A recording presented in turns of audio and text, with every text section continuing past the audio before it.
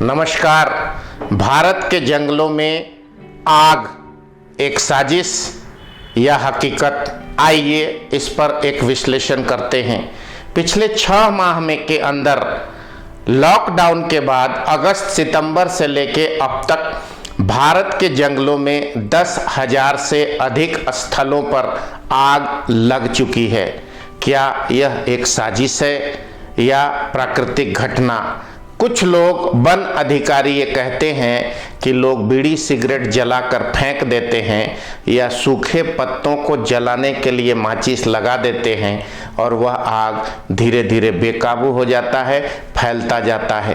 परिणाम स्वरूप आग जंगल की भड़क उठती है और 1 किलोमीटर, 2 किलोमीटर, 5 किलोमीटर होते होते सैकड़ों किलोमीटर के आगोश में आग फैल जाती है।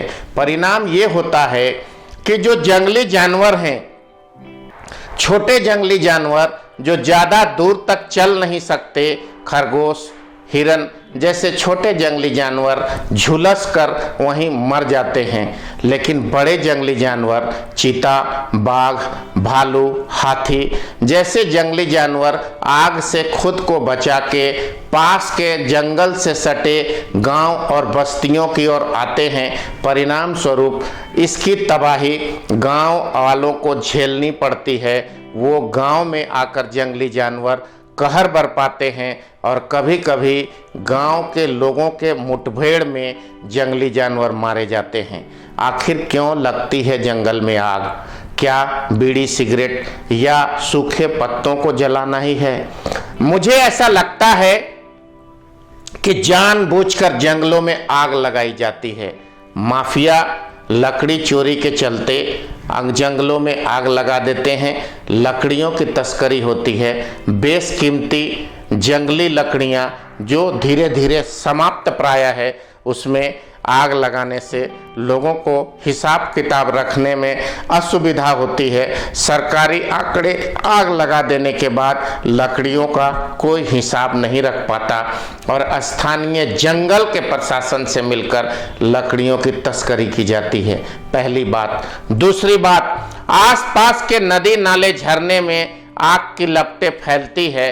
धीरे धीरे उसका असर ये होता है कि पेड़ मरने लग जाते हैं और पेड़ों के नीचे जो जल संग्रह होता है वह समाप्त होता जाता है। अब गर्मी का मौसम आने वाला है। वर्तमान समय में पिछले 10 दिनों से अंतिम सप्ताह फरवरी और प्रथम सप्ताह मार्च की शुरुआत में उड़ीसा के जंगलों में लगातार आग लगी हुई है और उसे बुझा पाना लोगों के बस में नहीं है। हाल के दिनों में उत्तराखंड के जंगलों में आग लग गई थी। नॉर्थ ईस्ट के जंगलों में जगह जगह आग की लपटें सिर्फ इसलिए देखी जाती है। छत्तीसगढ़ के जंगलों में आग सिर्फ इसलिए देखी जाती है कि लकड़ी तस्करों को लकड़ी चुराने में, चुराना शब्द छोटा होगा, लकड़ी की डकैती करने में सुविधा होती है।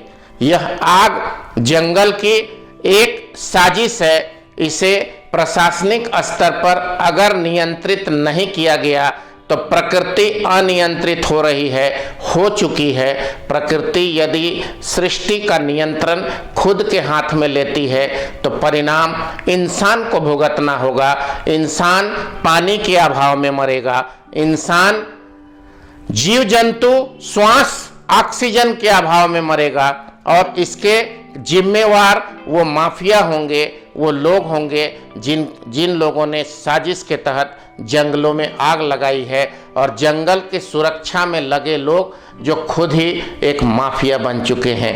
लकड़ी चोरी और तस्करी की घटना हम सदियों से सुनते रहे हैं, परंतु हाल के दिनों में भारत देश के अंदर 6 महीने के भीतर 10,000 जगहों पर आग एक बहुत बड़े साजिश का संकेत करता है जो पूरे भारतवासी के लिए और सृष्टि के लिए उचित नहीं है। इसका समाधान आवश्यक है। सृष्टि रक्षा चैनल की ओर से मैंने यह बात आपके सामने उजागर की है। आशा करता हूं इसके बचाव में सभी अपने अपने स्तर पर अपने अपने कैपेसिटी, अपने अपने क्षमता के आधार पर निर्णय करेंगे। सुरक्षा के लिए, वन के संरक्षण के लिए कदम उठाएंगे। मेरे सृष्टि रक्षा चैनल को ज़्यादा से ज़्यादा सब्सक्राइब करें, हमें प्रोत्साहित करें। बिंदु भूषण दुबे आपसे इजाज़त लेता है। नमस्कार, वंदे मातरम।